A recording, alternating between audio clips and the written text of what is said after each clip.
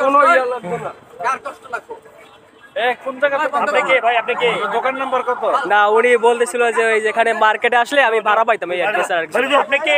আপনি উল্টা পাল্টা কোনো কথা বলেন না মার্কেটের বিরুদ্ধে। আপনি কে ভাই? প্রয়োজন নাই। রিস্কালা ভাই।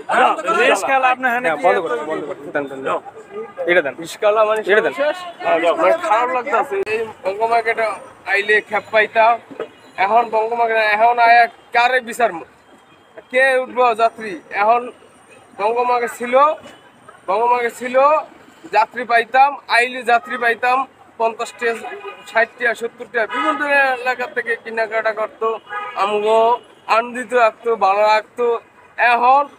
এখন যে অবস্থাটা দেখলাম এটা কেউ আছে অনেক টাকা অনেক কষ্ট, আমগো নিজে থেকে কষ্ট লাগে।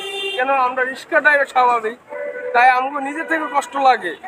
কি কারণে কষ্ট লাগে এটাই, কেউ আছে জমিন বন্ধ রাখছে, কেউ আছে ব্যাংকে থেকে টাকা রাখছে, কেউ আছে এই ধার হিসাবে করছে, কেউ আছে সুদে আনছে আইনা ঈদের মাল সামানা সব উড়াইছে।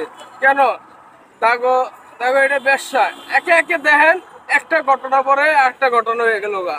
দেখেন জল্লা বেচার আগো টাকা পয়সা সব শেষ হয়ে গেল গা। হিরা সরকার এলা যা দিছে বা তারা হিরা করছে, ঋণ করছে, ব্যবসা লাগছে, জমিন বন্ধ রাখছে, সব করছে কইরা অনেক কষ্টে তারা এটা মাল সামানা উঠাইছে, উঠায় বুঝছে এটাই আমরা এটা যদি মাল সামানা উঠাই এলে আমার পিছনে যে ক্ষতিটা হয়েছে ওই ক্ষতিটা আমরা এটা আমাকে বউ বাচ্চা নিয়া বা আমরা ভালোভাবে থাকতে পারবো, তাই এই জন্য তারা মার্কেট করছে।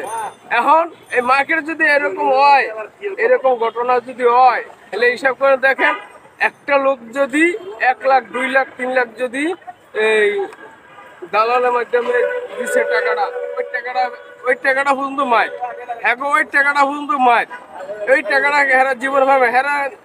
এখন পরিবর্তে হেরা বিলিং করলো তো দেন আমি ধরেন এই জায়গা ধরেন এই মার্কেটে আমি আনিছি।